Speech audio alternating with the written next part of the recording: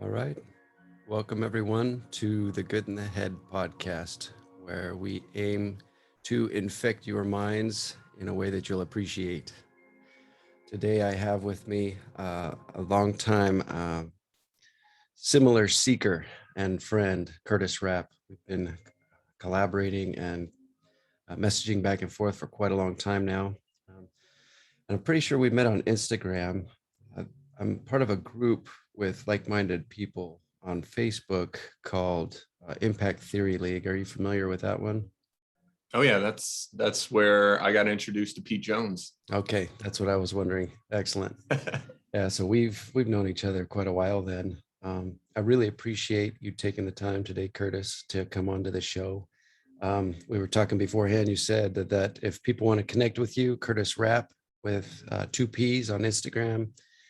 You're not selling anything. You just literally want to make an impact with your story and the things that you've learned along your lives that have empowered you to upgrade your life experience, your personal reality. And I think that is one of the most beautiful and commendable things in the world, in my opinion. I really do. So thank you. Yeah, thank you, Pete. Hey, let's start out today. I want to share with some people that I know you've been into Toastmasters for quite a Hmm. while, and Yeah. you use that as a tool to up level your speaking skills. And you go over in one of your videos on Instagram everything you've learned from Toastmasters. What got you into that, and what have you learned along the way? Yeah. So for those of you who aren't familiar, Toastmasters is an organization. It's international in nature that teaches people how to do public speaking, and that doesn't necessarily mean to make you the next Les Brown or the next insert famous speaker that you know, but it's really used for everyday people like you and me to learn how to speak confidently, to acquire skills that will make you sound competent, as well as to just make you feel comfortable. And I've been a part of that organization for about 6 years now. And before the pandemic, when we actually met in person, it was a very new experience. For me, what happened was I'm a outside sales rep and somebody that has a sales podcast who also lives locally in my community that I connected with. He was a Toastmaster and he recommended it. And so that's how I took the plunge many, many years ago. And since then, it's just been something that I've really, really enjoyed. I've gotten a lot of great connections with friends, and I've had a lot of opportunities to compete in their competitions and do really well at it. And so it's also helped with leadership. So if you are somebody who doesn't know how to public speak, you might feel anxiety, you might feel hesitation, some butterflies, nervousness, whatever it may be, I would definitely recommend and encourage you to check out Toastmasters International. You can find their website at toastmasters.org. That's something that I thought about doing 3 or 4 years ago, and I work at Boeing with my wife, and it's a big company, huge corporation. And as part of one of the benefits, once a month they all get together for a Toastmasters meeting. So that's Oh something that yeah. maybe I'll give a whirl. I mean, when I found out that you were into it, I was like, hey, that's interesting. But the benefit of being able to connect with others and absorb some of their wisdom and experience in order to upgrade and up level your own skills. I think that's brilliant.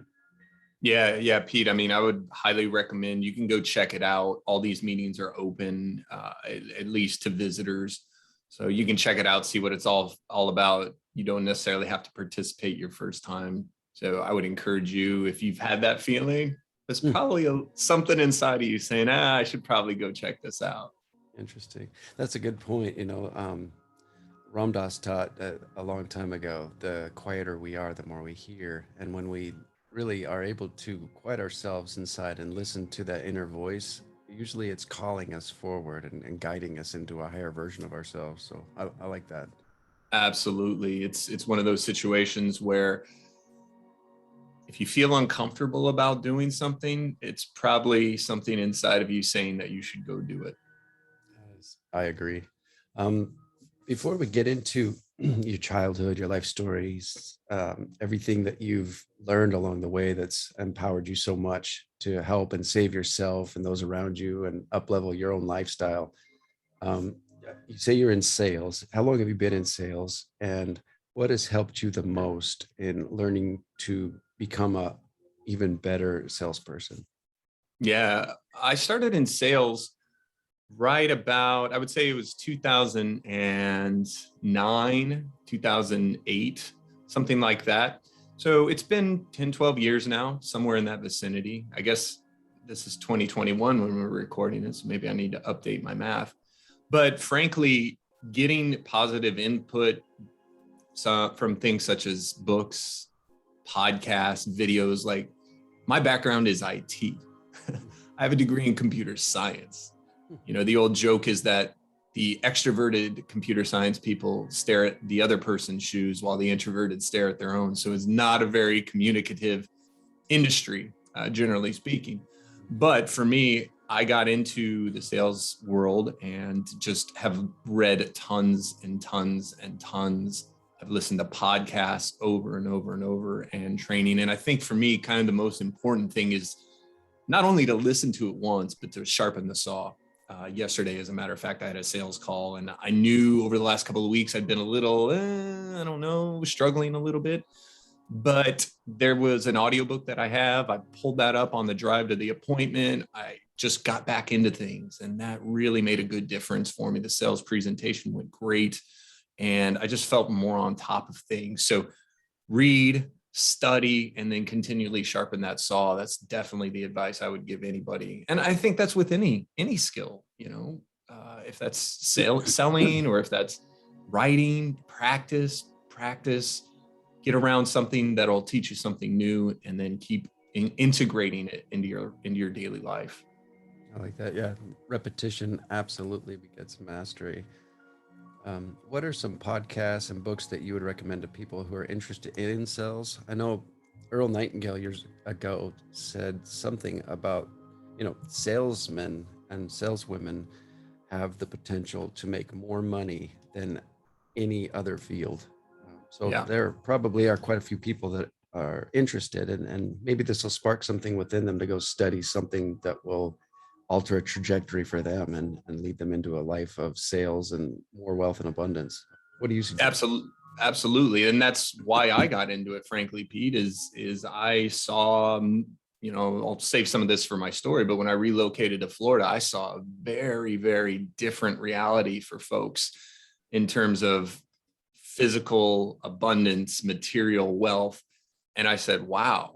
And so that was a big reason why I got into that. But some of my favorite sales authors would be Brian Tracy, Zig Ziglar. Some of my sales podcasts, especially for newer people, special shout out to Donald Kelly.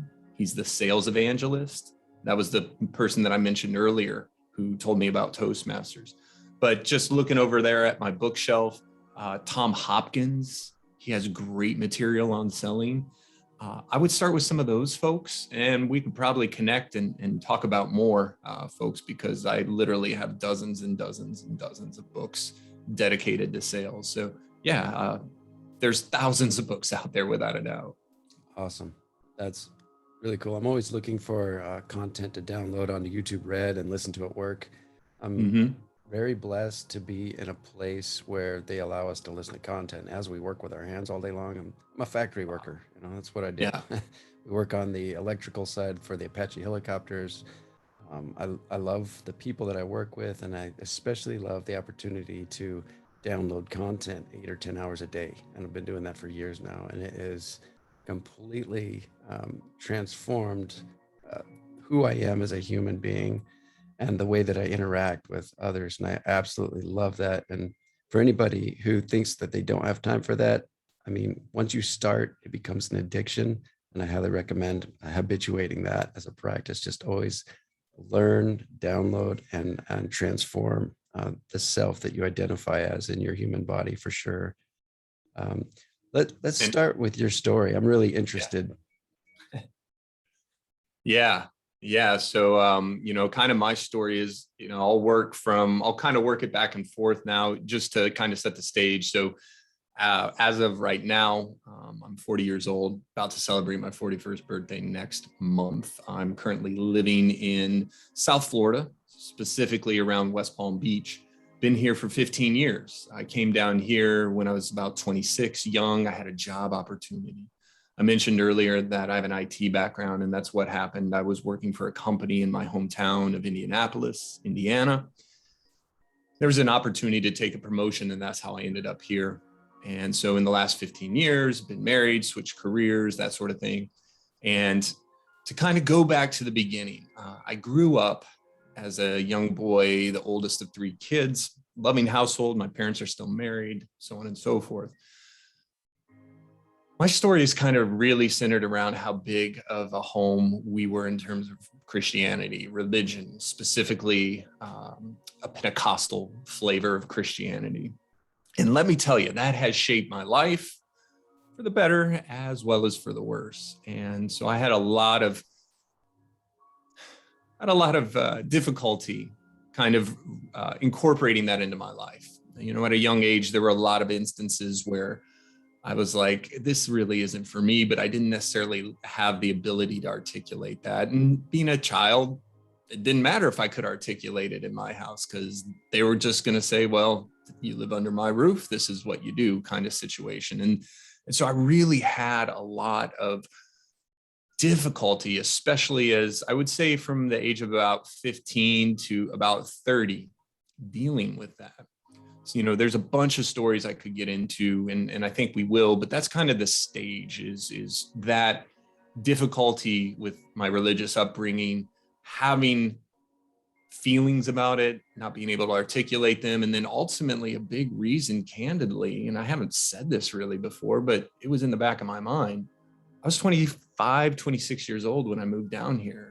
And a really large part of that was to get out of the influence of my parents and have them continually looking over my shoulder. We didn't see you in church this week. What happened? Stuff like that. And I was like, hey, man, let's get far away from home and let's go ahead and do our own thing and forget about all this stuff. And I don't know if anybody can relate to that, but I certainly feel like there's a lot of people who grew up in religious households that didn't really have an opportunity to even have a conversation about that or to question that. It was just kind of thrust upon them. And so what I hope to do is I hope to be able to share, the things I've learned with somebody else who might be in that situation. Kind of as I look at myself in my speaking career, one of the things I like to think of myself as is a secular pastor, right? I've sat through thousands and thousands of sermons, but I want to use different language. That's not a religious language. It's more spiritual because that's what I really connect with and what makes more sense for me. So as we kind of unpack the story here, I hope we can give you a few nuggets that maybe if you're struggling with that, or, maybe you have children who are struggling with that, that's something you can actually have a conversation about. I do relate 110%. And I'm excited to hear what you have to say. This is going to be awesome. Oh, well, great. So, kind of my story is, so I had parents, I had grandparents, I had siblings, I have aunts and uncles who were all missionaries. And as a young kid, I was 12 years old, we moved and did mission work ourselves. Now, I didn't move to some island in the middle of the Pacific. I actually moved to Western Europe. So around 1993, February actually of 1993. I was 12 years old, middle of sixth grade. And after about a year of putting things together, putting plans together, we ended up moving overseas to Brussels, Belgium. Wow. And we spent about a year and a half there. And most people probably don't have any idea about Brussels, but it's a really international place. The head of the European Union government is all there, as well as a lot of business. So I actually went to an English speaking school. I went to a church that was English speaking. There was a huge expatriate community from all 50 states, multiple countries. I had a great time there. Culturally, it was super cool.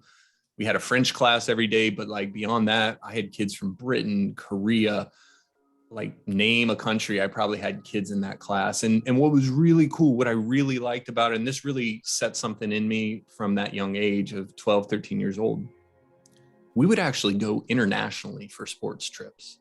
So I played on the soccer team. I played on the baseball team. We went to the Netherlands. We went to France. We went to Germany, and we played these other teams. So it'd be like, you go there Friday, you play a game, you stay overnight, you play a game on Saturday, and you come back. So, stuff like that was cool. One year we did a youth group trip to the French Riviera. So I think it was like a 12-hour bus ride. And so like all the youth group, which most of them were missionary kids, but some of their parents were there on business. So like we went down for a week, maybe 2 weeks, whatever, and got to go to the French Riviera. And so like all these experiences were completely awesome. I mean, like you can probably hear it in my voice, right? I loved it. It was so exciting. And then one of the other really cool things is I got to play Little League baseball there. So 12 years old playing baseball. And this one really stuck with me because baseball is my favorite sport. We went and played the Little League World Series for the championships of Europe. There was teams from practically every country there. There were even teams from Saudi Arabia there. How old were you at this time? How old were you at that time? Yeah, so I would have been 12. My brother, who's a year younger than me, he would have been 11. And then, so we did that 2 years. So I actually got 2 years out of it. So we actually would go to, I think it was Landstuhl Army Base in Western Germany. I think we went to Ramstein, which is an Air Force base in Germany. We got to play all these teams, and it was so great because the kids couldn't speak to each other. Like we had one team I specifically remember was the Lithuanian team. Like we invited them out and like hung out with them, and all our parents bought them food, and we had this whole picnic, and none of these kids could talk to each other. And mind you, this was 2 years after the Soviet Union fell. So they were not accustomed to what we were accustomed to. There's a huge culture clash, but it was great. We were just kids. We were having fun. And so some of those stories just really resonated with me, and I just loved it. It was just so fascinating. And now it's become a thing for me is I love to travel. My wife and I, we love it. And so we're out there making plans right now for our next trip. And it's just really, really, really been ingrained with me is that culture and that travel. I loved it. What a blessing, man. Small world. Interestingly, we were in Europe at the same time.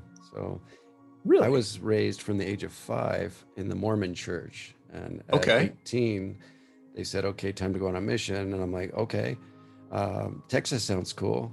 And they said, well, we're going to send you to Greece. Oh, wow. I was like, Greece? I thought that was just a story in some books. I was raised in the mountains. I didn't know anything. Yeah. And so in 93, I had a great friend in Greece from Brussels, Belgium. Named Sam. Yeah, he was in World War II. He's passed on by now. And what a small world.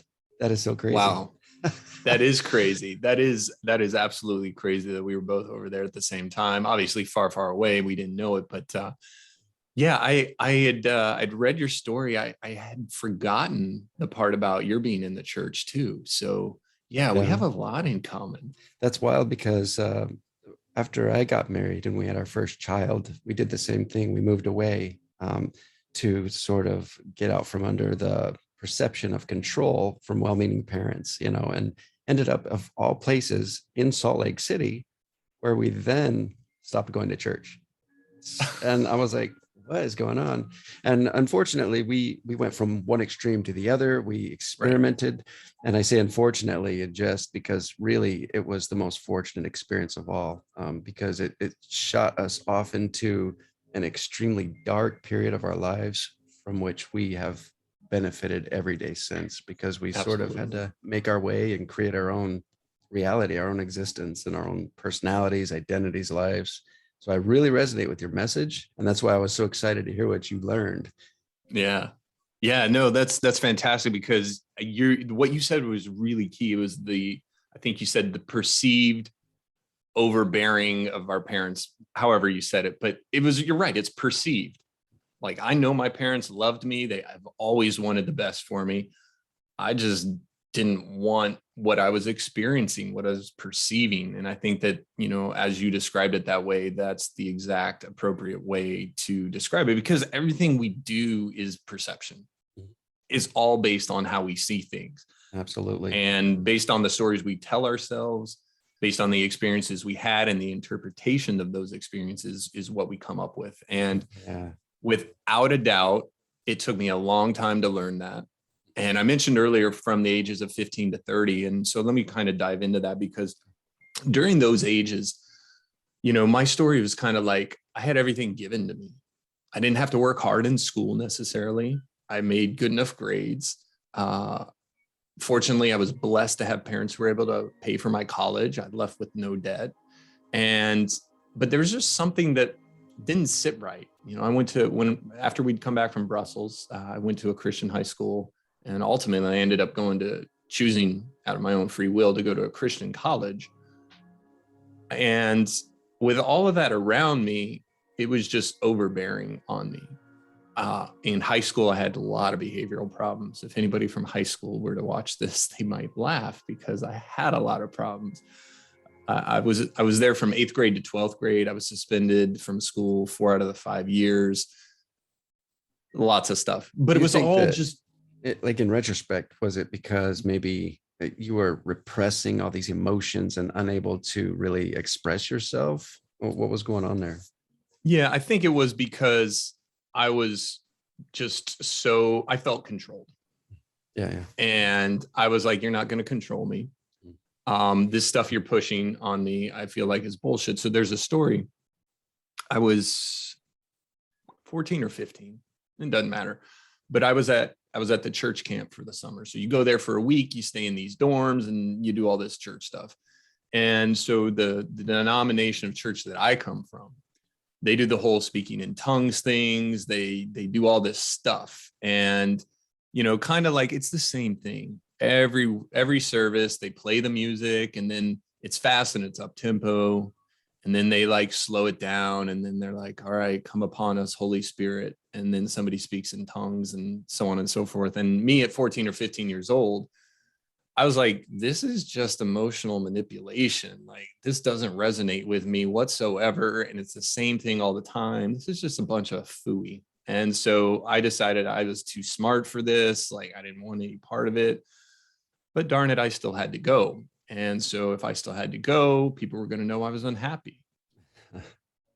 Makes sense. And I was just going to be like, well, I'm stuck here. I don't want to be here. I'm just going to try to make it as much of a uncomfortable experience. And it was one of those things, like, we went to this big church, and somehow somebody always told my parents what I did or how I got in trouble or something. So I felt even more upset. I was like, you guys have spies. You guys have people spying on me. This is terrible. And so that was kind of like the whole thing. And so, you know, I didn't get to pick the school that I went to. So I kind of fell into friends who were probably, you know, I was attracted to them. They were probably similar to me. Like, they didn't want to be there. And, you know, mom and dad sent them there for one reason or another. And I was just like, no, this isn't for me. You know, I want to have the freedom to choose. Like, that was always the thing my mom says when I was like 4 years old. She's like, you would always say, why can't I be in control as a 4-year-old? I think control has definitely been something in my experience that I've always wanted. And I think that that's really what drove it, is wanting to have control and just feeling that I didn't. That so resonates with me. Similar experience for me as well. I love that you know that and recognize it in yourself.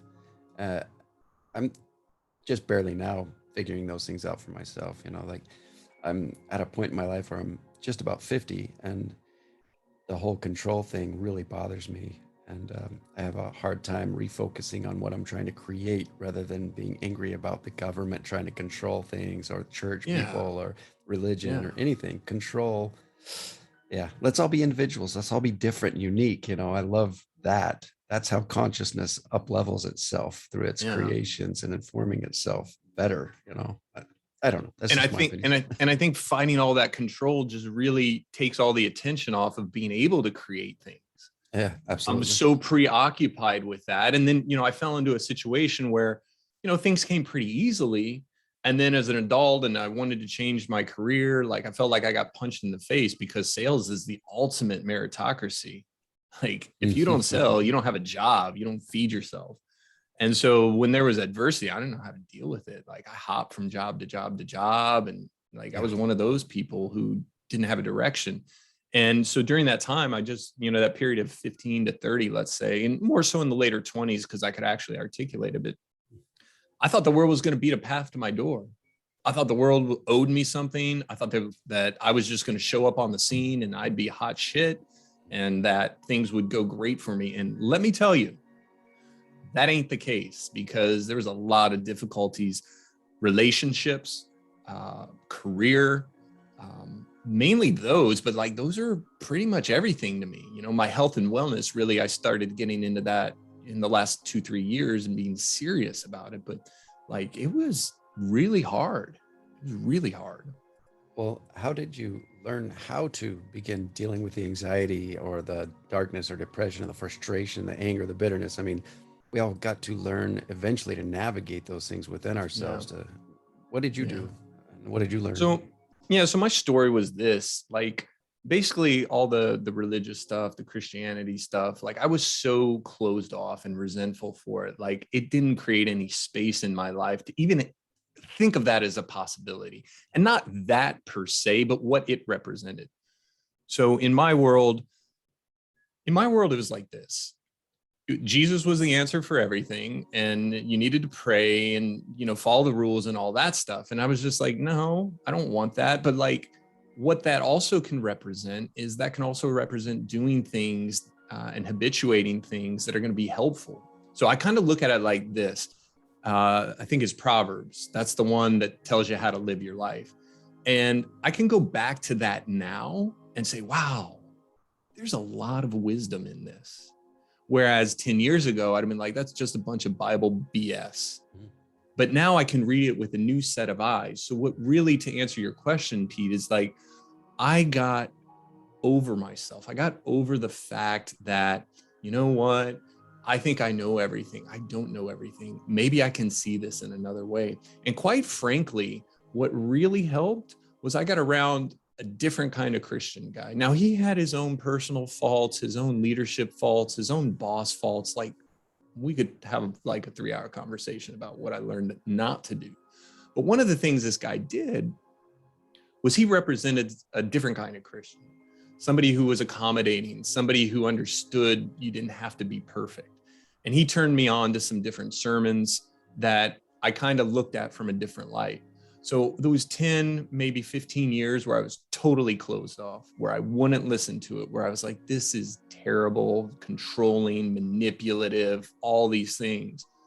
I finally got over that. And I was able to see, if I use this word instead of this word, or if, I thought about this as a suggestion and not a commandment, if I thought about things differently, the pieces of the puzzle still came together. So it was really just my willingness to become coachable, to listen to things and look at things from a different light. And it's funny because now that I look at some of that stuff from the Bible, or, what my parents were teaching me as a kid, it makes sense. Like it works. And I know you know this because you do a lot of personal development like I do. A lot of the personal development industry and books and teachings, it's very biblically based. And for me, that was like an aha moment. It was like, okay, I can look at this through the way these books look at it. And I can teach these skills to myself and I can learn them and maybe even teach other people with them. But it doesn't have that same resentment, that same energy, if you will, that I thought it did. So those, let's call it 15 years, was really where I was closed off and dark. And then something changed, was that I was able to look at things differently. Interesting. Yeah, I had a 15-year period of complete darkness, and such a similar story and background. It's unreal. Uncanny. I didn't know all these things about you. I'm so glad that we get to talk. Was there one particular moment? I was going to say, I think my wife and therapist are about the only people that know about those things, but now you do, and everybody who watches this does. Was there one particular moment? No, I would just go back and point to this guy that I worked with.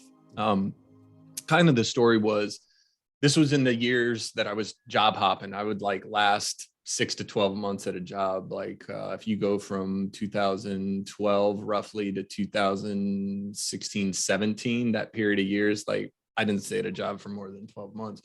But one of these guys that I worked with, they go to a mega church here in South Florida, and it was just a different flavor of Christianity. And I would just say that period of time in that job, I was about 34 years old. So it was about 6 years ago, 34 years old. And I got to see a different side of people who claim to be Christians. I was like, oh, wow, like you're normal, you're real.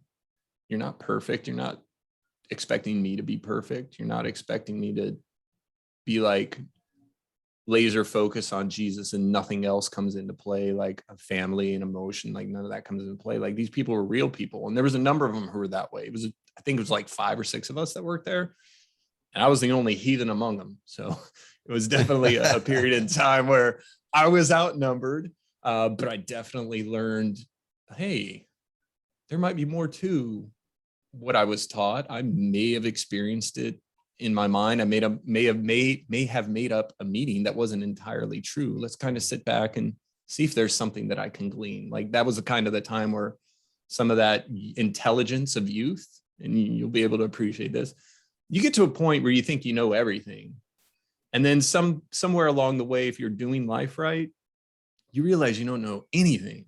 And that was about the time for me, is being around those guys and being in that environment where I was like, I don't really know everything like I think I do. So that would be my time, that period of time, about 35 years old.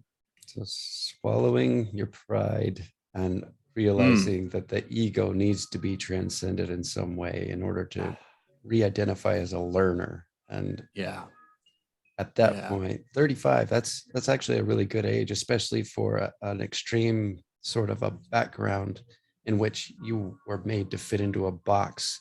And I mean, you may have perceived to have been controlled, and it really was through love and well-meaning parents that were socialized, and they wanted to socialize you. I get it because we have similar stories.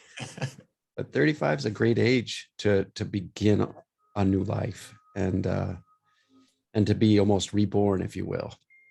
Oh my God, yeah, definitely a new meaning for born again, 100%, because I've thought that many a time, that's really being born again, is starting over. And it looks differently when you put that different language on it.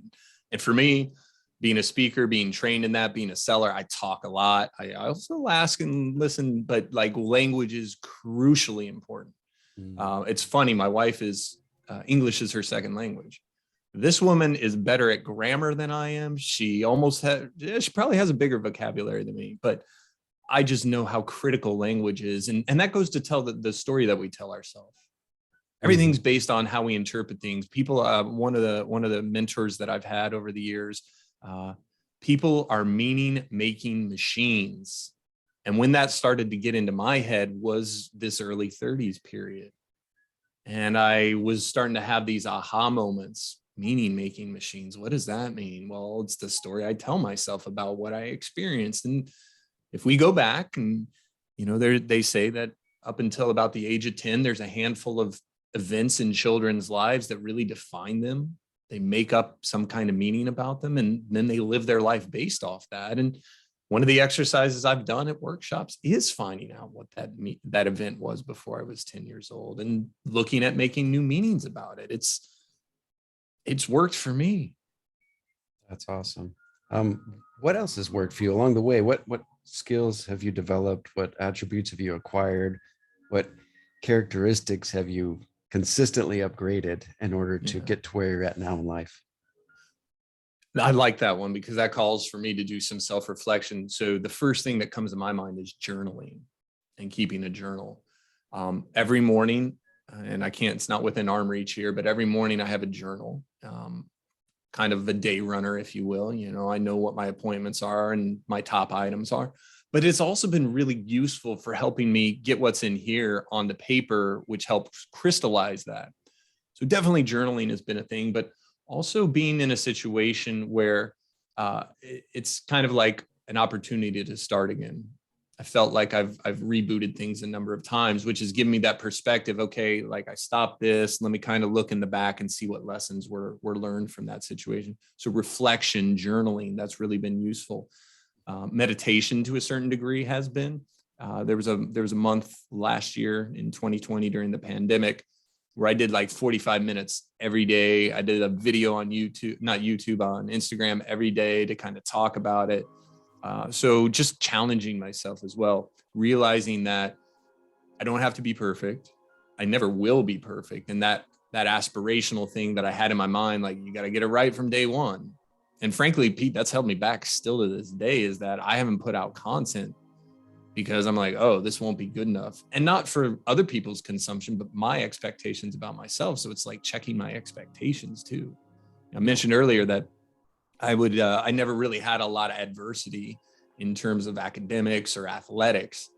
And then so going through that and, not encountering failure, getting stronger and getting better, that's still to this day.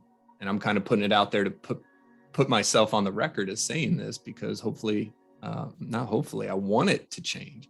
But that's been a thing where I just haven't done videos, created podcasts, whatever content it is, because I'm like, oh, well, it's not going to be good enough for me. Like, that's stupid. You got to, if anything's worth doing, you're going to not be good at it initially. Absolutely. So that's something I'm working through. But yeah, those things, reflection, journaling, and thinking about things in a different light, just kind of being able to see things from a different angle based on experience, which comes from doing things wrong. The journaling makes a lot of sense. As a child, it seems, from what I understand, you were really repressed, and unable to express yourself. And now you have the opportunity every single day as a consistent routine and habit to then, like you said, like puke it onto the page, like get it all out and really express yourself and realign with what you truly are, and reflection and meditation. Where did you first come across that, and how did it start out? And then what was it like as you continued to do it? Well, my first experience, the first time I remember hearing meditation, I was young, maybe 10 years old.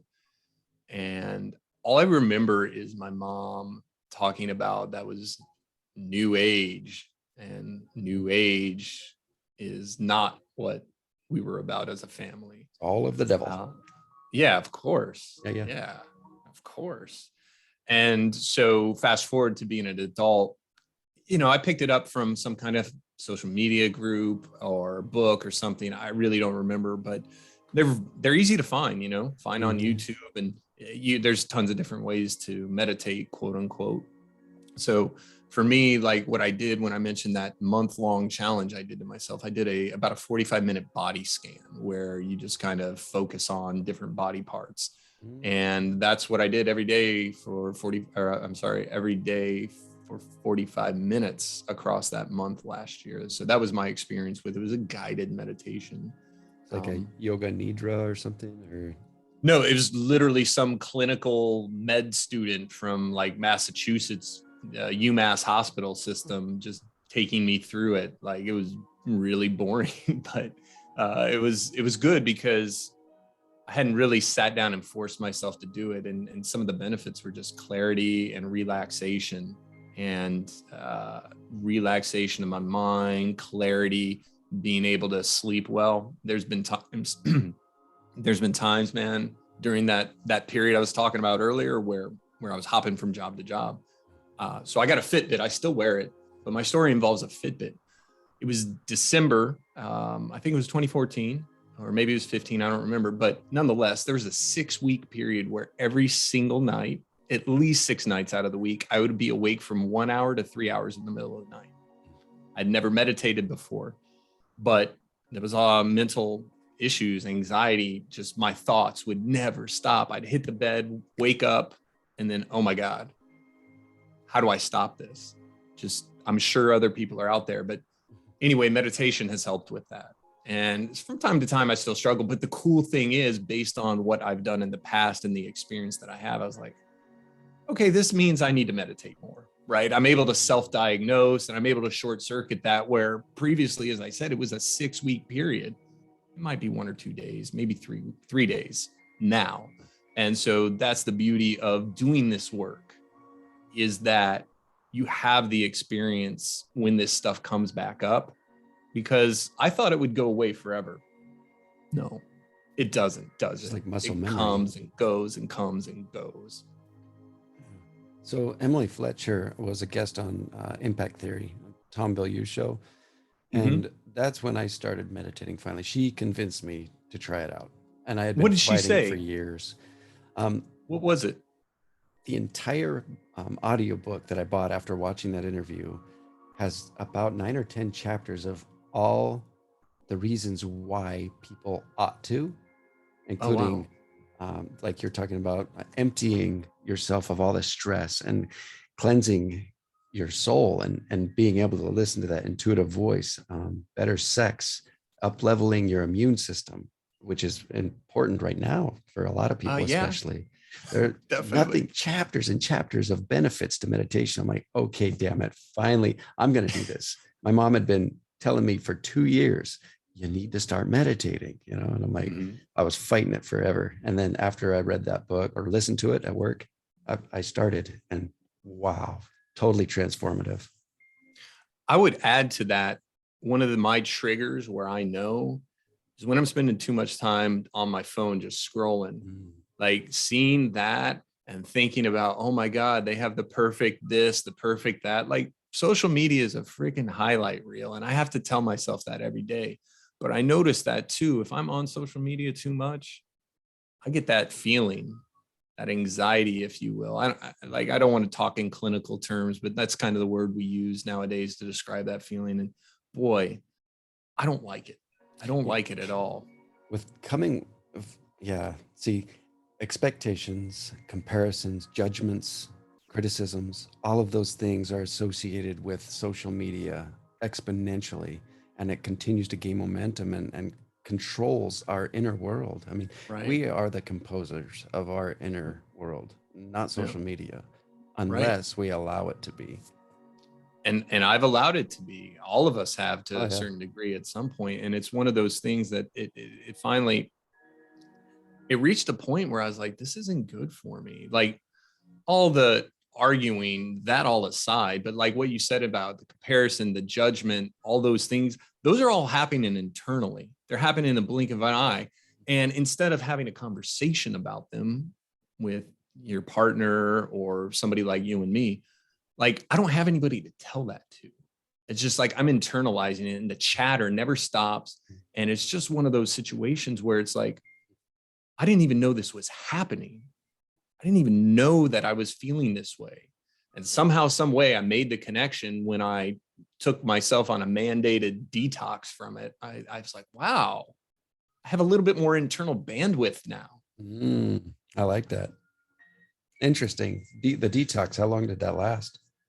So I've had to do it multiple times, as a matter of fact. Me too. The only reason I signed into Instagram this morning was like, oh, I bet Pete might have messaged me. I did. Thanks for checking. And you did. So I'd been offline for a few days, and you'd messaged me. I was like, oh crap, let me message back.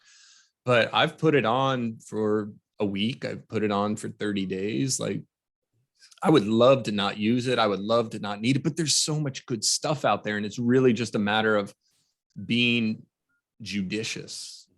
I went through, this is a cool thing I did. I noticed a few weeks back, and I've done this more, but a few weeks ago, I really went hardcore into it. I noticed I was just feeling all sorts of ways, particularly on Instagram, because that's where I was most active. I was feeling all kinds of ways about certain accounts, or I was noticing certain things were overwhelming my thoughts. I purged over 100 accounts. Oh, wow. I was like, I'm unfollowing this. This isn't good for me. I might like it, but this is ultimately not good for me. So I purged over 100 accounts. And then I reached out to a couple of people. I was like, hey, you're an interesting person, or I've seen you repost interesting things.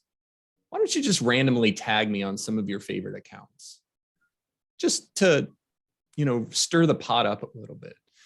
And that did. It was like, okay, so I got some cool new accounts that I follow. I got some that I'm like, yeah, that's not for me. That wouldn't be good for me. But like just refreshing that, what goes into my mind, like I would just follow, like, for example, a lot of these business accounts. I would follow these business accounts, and it was billionaire routine that I asked a billionaire this. I'm like, look, man, I want to be wealthy. But like, I don't need some 20-year-old running a social media account, reposting all this stuff all the time. And it just creates anxiety within me. So there was a number of accounts where I was just feeling some kind of way about it. And I said, no, I'm done. That's I'm not so going to follow brilliant. these. We have a 14-year-old granddaughter, and I asked her last year, she got her phone taken away for 3 months. And right around Christmas time, I said, hey, how's it been going? What's it like without a phone? She goes, you know what? I like myself more. Whoa. So that says a lot. Number one, it says a lot that she's 14 years old and she's having those feelings, like, hello, red flags. But number two, it's like, the expression out of the mouths of babes, right? Out of the mouths of babes is this wisdom. And like, there's a lot of wisdom in that. I can testify from my own experience. I can speak to that. Yeah. What's it like to like yourself more? You know what I mean? At any age. That's awesome. Yeah. Like, and that's Anybody can something do that it. I don't think anybody ever thinks about either. Like, I haven't even consciously thought that thought. What's it like to like myself? What are some things that you've learned in your life now that if you practice every day for, say, 3 months, would result in you re-identifying yourself and liking yourself more? Well, I think the real question there is what for me anyway, I would interpret that as this: what promises do I make to myself and I keep that move the needle? And I think that act alone of making a promise to myself and keeping it is bigger than anything that I could do. But to answer your question, as you put it, physical fitness is number one for me. Nice. When COVID started, I turned my garage into a gym. I hired a trainer who would online make out workout plans. And I did that, and I'm still doing that. And the other part of that is, like, I can feel it too, because I've gone through some injuries where my younger self would have pushed through and then I'd have been out a month. But now my older self says, hey, I'm going to take a couple of days, or I'm going to go light and kind of pace myself so I can still maintain this. That physical fitness and diet, it's been huge. I noticed last week I went out of town. I had a bunch of junk food. I drank beer for like 4 days. And I came back like, I don't feel so hot. But definitely doing that, definitely reflecting, journaling, thinking about what I want. I've got a journal sitting on my table here. And I haven't done it consistently, Pete. It's been a month or so since I was doing it consistent, but writing out who I want to be. Affirmations, if you want to call them that. I am this, I am that, I experience this, like all those things. I've got a journal that's full of that. And that's something I would love to get back into. But having a routine, most importantly for me, is having a routine. Whatever comprises that routine, whether it's meditation, whether it's journaling, whether it's fitness, just I notice for myself, when I have a routine and I set myself up and things are prioritized around that routine. In other words, I'm saying no to things that don't fit within that routine. My experience of life changes. I feel like I have control. I feel like I'm doing the things that really set me up and help me every day. So I think for me, it's having a routine and it's keeping that promise to myself. And the other thing, the biggest thing for me personally, is when I break that, when I don't practice that, when I'm inconsistent with that, instead of being like, you're a freaking failure, you're a louse, and having all these negative thoughts, it's having forgiveness for myself. You own it and recommit. Exactly. And that's it. There's no tomorrow. There's no yesterday. It's just right now. Because if I look at all those yesterdays where I missed, where I messed up, where I didn't do it, and I make myself feel bad, there is zero way that that's going to help me. Oh yeah, it uses up your energy for now, going backwards or forwards instead of remaining in the now and doing your best at the moment. And that's what meditation, you could probably talk a heck of a lot more than me, but that's where meditation helps, right? Oh yeah, love that. Hal Elrod says, if you win the morning, you win the entire day. It's all about momentum. Miracle Morning's a great routine. It's a great book. I read that one and I picked up and took with it plenty of items for my day. Absolutely. I would recommend that as well. Oh yeah, you've really dialed some things in and lived a full life with many experiences. And I know in the personal development realm, many people absorb and learn as much as they can, and then they get to work experimenting with all of these different habits and Mhm. routines and perspective shifts and beliefs. And then they keep the ones that work for them and leave the rest of them behind, to maybe re-experiment with later. But being Absolutely. individuals and doing something that's good for us as individuals rather than listening to someone else and telling you have to do it this way in order for these results to come about. Sure, there's certain things that if we do them, you'll absolutely get those results, like diet and exercise.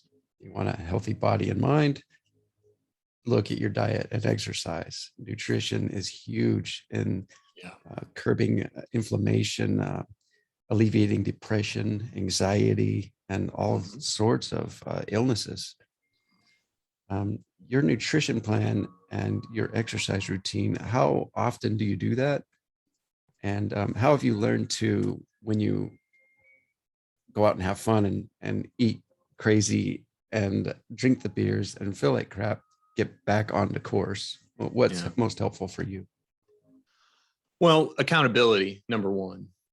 I mentioned that I hired a trainer, and like, it's easy, right? It's easy. We can hide out when we don't have accountability. We can just say, oh, nobody's going to know. I don't have to hold myself accountable. There's no pain from that, Who are you right? living your Because life for, though? Them or you, right?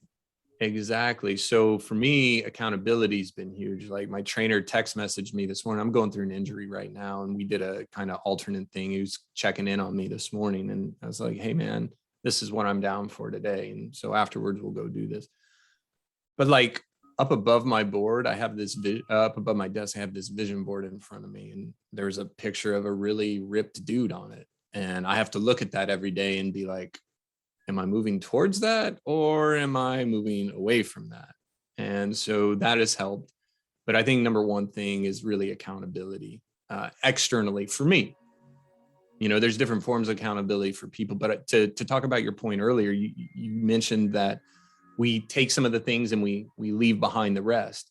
That's one thing that I really struggled with when I was younger, going through personal development. I was like, oh my God, this person had a book published. They must be the beacon of truth. Everything they say has to be the way to do it, right? And it's not. It's not. Like, it worked for them, or it might work for the people that they interviewed.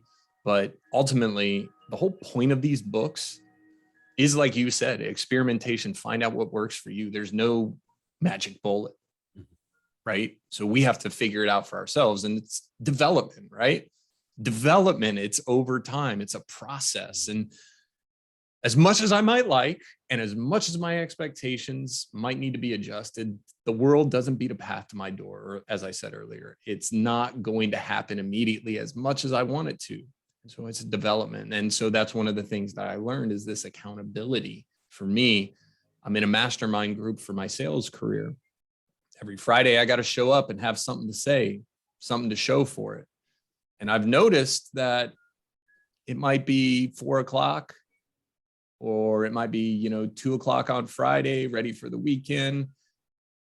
If I haven't done what I told those folks I was going to do, I start to feel a certain way about it. And so that really external accountability drives me, because I don't want to be shown up by somebody who doesn't have the skills that I have. I don't want somebody who is, at the beginning of their career, progressing faster than me. Like, so there's a little bit of a competition, and definitely a lot of pride and perhaps some ego involved in that. But for me, that's healthy. For me, that's a way to really see, like, look, man, I've got a lot of things going my way. I definitely don't want to be outperformed for not doing something simple. I really like that perspective. That's cool. You've got a lot of clarity about who you are as a human, and I really love that. That's something I really love about a lot of the people in that group on Facebook, the Impact Theory League. Yeah. Connected with so many incredible human beings that are just constantly learning, constantly upgrading, and trying to do better in life and enjoy better results. And that's fun to observe and watch. Yeah. I think upgrading is such a cool way to say it, right? So for my old career, which was IT, upgrading is the natural language, right? Well, when I like to think of human beings in that capacity, like, okay, learning is one thing, but learning isn't necessarily implementing, and upgrading is implementing. So if I make that switch from a quote unquote lifelong seeker or a quote unquote lifelong learner, if I kind of switch that in my mind a little bit and start thinking about what can I do to upgrade? What's the next step? And that's one thing, like, this is something that's really been a boon to me. So I mentioned that mastermind group. So I've been like this my whole life, man. Just wing it, get pretty good results. Oh, I think I need to do this. But like one of the things that's really helped is actually writing down a plan and breaking that plan down. And I beat my head up against the wall for years. I had businesses I started and failed. I had jobs I didn't succeed in. And really what I'm finding out now at the age of 40, you got to write it down. You got to have a plan. You like got to stop and think and make something that then you can go execute on. Whereas if you wake up every day and you're like, oh, what am I going to do today? Oh, where are all the people I got to call? Let me go here. Like totally scatterbrained. There's no focus. There's no energy. And it's just spinning your wheels. Like I felt like I spun my wheels for so long. And going through and being able to start thinking about things sequentially. What skill do I need next, right? It's just like been a complete shift of how I view things and how I view what's possible. Cause now I'm excited. I'm like, oh my gosh, like if I do this, this is now open to me. And I was never a video game guy, right? So video games, I'm not the guy to make that analogy, but my wife, she is the gamer. And her brother, they both talk video games all the time. And so like to hear them talk about, well, you know, they're playing Zelda right now. You know, I don't really think about Zelda, but it's like a quest game. So you got to get more skills, more weapons, and all of this. Like that's life. Life is like like it's a video finally game. dawned. That is life. And that is like success, literally success. Like I live 10, let's say 12 miles from one of the two richest zip codes in the United States, Palm Beach. If you want to Google it, fine. But those people are, you know, obviously materially successful, but like success isn't necessarily material stuff. Like a lot of those people might've been born on third base thinking they hit a triple and they were just born and given a lot of that. So maybe they aren't as successful as me because maybe they didn't really increase themselves.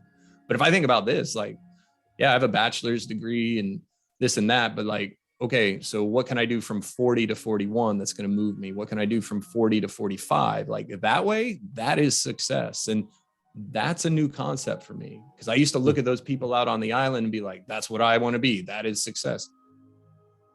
I could get that, but let's be honest. I probably am not going to be a billionaire. I'm probably not going to have a $50 million house on Palm Beach. Maybe I'd love to, but the point is that it's progressing and developing and upgrading and all of that rather than just being like going from 0 to 100. Because that's what I thought for years and years. It was 0 to 100. But now that I see it's about planning and executing those plans, 0 to 5, 5 to 10, and then being able to be like, I did all that. And then I would imagine that your success just speeds up and you can go faster and do more and have more and experience more and be of more value by actually doing it the right way. So that's what I'm excited for. You can probably hear it in my voice, right? Oh yeah. I see it in your eyes. I love that. You know, I think it was Tony Robbins that said, if you don't know where you're going to be in 5 years, you're already there. If you don't know what you want and you got no plan, no strategy, no purpose, no intention, you are going to wake up and you're not going to gain traction. You're not going to gain momentum. You're not going to go anywhere. And if you're perfectly fine with where you're at, good for you. That's awesome. Yeah. However, there is more out there for anyone who wants more. Yeah. And like I said at the beginning of our conversation, man, moving to Florida, South Florida in January when all the rich people are down here at their second and third homes, driving their Bentleys and their Ferraris. I don't even know if I'd seen those cars, right? And where I'm from, like, it's a large city. There's almost 1 million people that live in Indianapolis, and there's plenty of money around there, but this was next level, right? So there's tons more that's available. You're so right about that. And me, like, I'm driven. I'm a type A, definitely a type A. And so I had a hard time figuring out how to get from my level of success to what I saw in front of me. And now I'm like, well, I don't have to necessarily get to that level, but like, I got to move forward. And you're right. If you don't have a plan for where you want to be in 5 years, you're already there. I think that's such a succinct way of saying it, because that has been 100% my experience, is that I want these things, and yet I don't have a plan for them. I don't have a plan to progress. You know, Ralph Waldo Emerson said the way that we view others in the world in general is actually a confession of character, something along those lines. And I know that when we were younger and crammed into this box that we really felt uncomfortable in, we perceived things in a certain way. And then throughout the years afterwards, when we sort of exited out of that way of being and experimented with other ways of being, we discovered that there were limitless ways to be. We didn't have to fit in that one box, you know. I think that the beautiful thing about our parents and our upbringing is that we were given principles from which we could sort of have a guiding light to call us forward. And as we would stray off the path or whatever and learn all these different things, we always had that sort of baseline from which to build. And I see a brick wall behind you, and I'm like, brick by brick by brick by brick, you know, one brick at a time is how that wall gets built. Yeah. Yeah. I would call it an anchor point, right? Because like I would sometimes go real far, and you know, there's a lot of crazy people in my part of the world. Like there's a huge population of rehab facilities, and you know, those people have their own issues. But like where I live, there's people from every state, there's people from every country. Like it is a very huge melting pot. And so I've got to see a lot of things, and I've got to experiment with a lot of things. And sometimes when I'd go too far, I'd start feeling it. To your point, you know, that anchor point, I'd be like, okay, my chain is this long and it's attached to this anchor as a guiding principle. And I felt myself deviating too far from time to time. I said, let's kind of dial it back. So you're right. We had loving parents, and I have loving parents who want the best for us and who gave us the best they could with what they knew and what their experience was. So I'm grateful for that. I really am. It's one of the things that I've really worked for, because as I said earlier, I had a ton of resentment, tons and tons of resentment.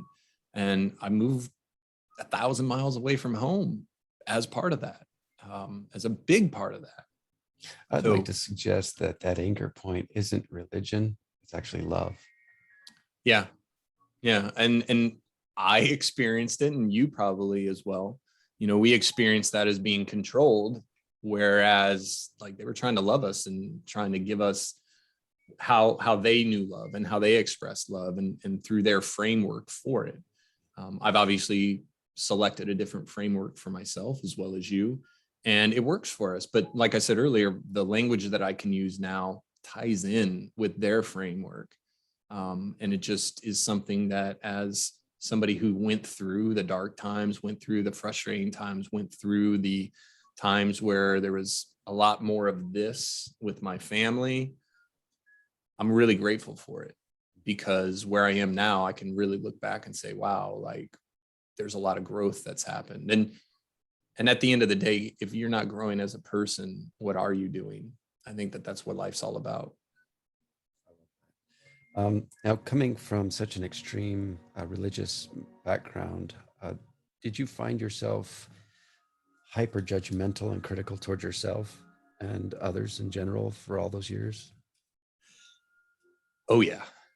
Yeah. Judgment for myself. I mentioned earlier about being kind to myself. Judgment for myself is probably like, if I could wave a magic wand and the most dramatic thing in my life would shift, that would be it.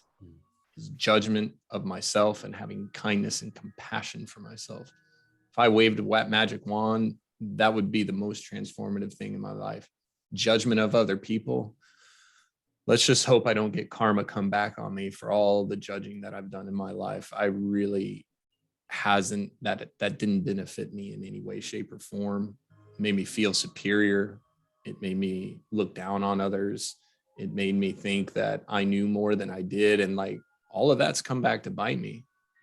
You know, the older I get, the more I know that I don't know anything. I almost feel like I'm not getting dumber. Don't misinterpret what I'm saying.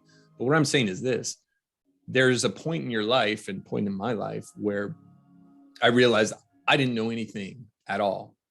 And that once I learned that I needed to learn, like that opened the doors. So when I sat in that judgmental seat, like, how could I learn anything? Pete, like, how can you learn anything if you think you have all the answers? You can't. Yeah. What did you replace all that criticism and judgment with in order to shift and transcend that? Yeah, for me, like one of the things that really has made a difference in that capacity is really just getting to know Stoic philosophy. And what I mean by that, if nobody's familiar with that, it's basically like there's a very small amount of things that I can control, like minimal. It's basically my attitude and how I think about things. And outside of that, like, why do I need to waste my energy trying to control things or trying to have an opinion? Like, a lot of people get frustrated with me because I don't give an opinion. I don't commit to something. But the reason I don't do that by and large is that like, who cares about my opinion? You're just going to argue it anyway. And do I need to have an argument about something that I can't control? Not really. But just also realizing, if I can focus myself and my energy on the things that I can control and be happy with that, be satisfied with my, performance, whatever you want to call it, then that's all I can do. So if I can just focus on that and kind of stay in my lane, if you will, then that's going to be the best thing for me. And you know what? All the other stuff is just noise. It really is. Yep, I agree. Don Miguel Ruiz wrote a book called The Four Agreements. And the fourth agreement, he says, always do your best. Your best is going to change from moment to moment. It will be different when you are healthy as opposed to sick. Under any circumstances, simply do your best and you will avoid self-judgment, self-abuse, and regret. That's a great book. I've read that book. It's a great book. Like that part, I read that many years ago, and it didn't quite hit home, but it all weaves itself back in, because you just said the same thing that I said. And that's a great thing about personal development. And I've said this so many times to other people, there's 1,001 motivational speakers, but you know what? My story is going to resonate with a small percentage. This market, this industry, if you will, it'll never be watered down. It'll never be saturated, because there's always a different way to relate to it. All the books that I've read, there might be 5 books that I've read that talk about the same thing. And if I pull a piece from this book and I pull a piece from that book, I can blend it together based on my own experience. So getting all these different perspectives helps solidify and strengthen my understanding of it, and helps personalize it to me. And so when I find myself thinking about, nobody wants to listen to Kurt, nobody knows who Kurt is, he doesn't have anything to sell on this podcast, like, that's not the point. The point is sharing my story so that somebody else will be able to pull that from another book and compare and be like, oh my gosh, what an insightful way of seeing it. And I think that that's why always being involved and learning from other people is the way to be, because the minute you think you know it, or the minute you think you got it, you don't got it. And that's why I wanted you on the podcast. I knew you could offer a different life experience, a different perspective on things. And I love learning from people like you, from everyone. Everyone's got something to teach us. You said something key earlier about someone showing you all what not to do. Yeah. That's great to learn as well. If we can learn through the mistakes of others and not make those same mistakes, we won't then have those results that are less optimal. I love that. Yeah, absolutely. Cause like I could have just, and while I was working for the guy, don't get me wrong, I was like, I hate this guy, right? But the fact of the matter is, when I got away from the situation, when I was out from kind of that emotional, that's when that happened. Like, I feel like you definitely need to have some distance from that to be able to fully internalize. But yeah, if you're not learning from any situation, you wasted it. There's somebody out there who said, and I came across this recently, you never want to waste a good crisis. Oh, wow. I like that. Yeah, I did too. That's why I just shared it. Yep. Interesting. I love the perspectives that you've shared, and I really like your story. I truly align with so much of what you've shared today, and I really appreciate you being a guest on the Good in the Head podcast. I'm currently working on a workbook that's going to be for sale by the end of the year on the website of many of the things that have helped me the most. And like you said, not everybody will align with what I put out, and I'm perfectly fine with that. If I can reach just one person in the next 40 years, I'm happy. Yeah. I'm happy to help because so many people have helped me. I love that attitude, and that's one that I have adopted. It took me a long time to get there, and I'm still working on it. I'm never all the way there, but you're so right, man. Like, one of my frustrations wanting to get started in speaking and sharing my story was like, again, it's not going to be good enough for my experience, but like, I need to flip that. I don't need to think of myself as being out there to tout myself, as to enhance my brand. Like, that's not what this is for. What this is supposed to be for is to help others, to share with others. And frankly, if I'm up there not releasing stuff because I don't think it's going to be, quote, good enough, that is super, super selfish. And it's really, frankly, the opposite of what I should be doing and why I would be doing that. And that is a hard thing to swallow, to realize that I've been selfish with this, with my gift, with my skills. And I don't want to be that way anymore. Good on you, man. I love that. Simon Sinek says, together is better. And I believe that. The Good in the Head podcast currently is just on YouTube. And I want to thank everyone for listening, showing support, sharing it. Having great guests like you on the podcast is what it's all about. Your experience could very possibly be a roadmap for someone on their way to recovery from suicide, or any kind of a difficulty or a challenge that they've faced in their lives. You could literally say one thing or share your story, and they could align with something that resonates with them in such a strong way that it empowers them to save themselves. And that's what I love about people coming onto this show and sharing their stories. So I want to thank you again very much for sharing what you've learned and your history and all of your experiences. I would love to talk more. Maybe we can have a part 2 one of these days. Is there anything in closing that you would like to make sure that you share before we end here? Yeah, if I had, a final thought, my final thought would be this, is that you are where you are today based on your attitude, based on your actions, and based on your interpretations of how things went. And the beauty of that is that it's totally up to you. And that can all change right away. You can't necessarily reach your destination overnight, but you can set your destination overnight. And all it takes is just to change and to be open. And if there's one thing I could just leave you with, is that wherever you may find yourself right now, there's a good way out of it. There's a way to improve it. There's a way to create a new tomorrow, a way to be born again, if you will. And that's the beauty of it, is we get to choose that for ourselves. It may not always be easy. It's simple though. Just set a new attitude, set a new belief, and stick to it. And definitely get around influences that will support that. That's the most important thing I could offer. Thank you, Pete, for the opportunity to come on the show. The Good in the Head page on social media has just been a great thing. I'm so happy you're doing it. I'm so happy we connected. I really appreciate the opportunity, and I cherish our friendship, even if it's never been physical. But I definitely love the energy that you have, and your servant's role. I really thank you for that, and it's something that I really would love to see more of in the world. So thank you for that. Nice. Hey, I feel the same way about you, and I really appreciate you for being the human being that you choose to be every day, man. Keep it up. Always be upgrading, right?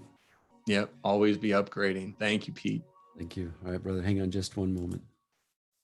For everyone listening, you heard it right here from Curtis Rapp.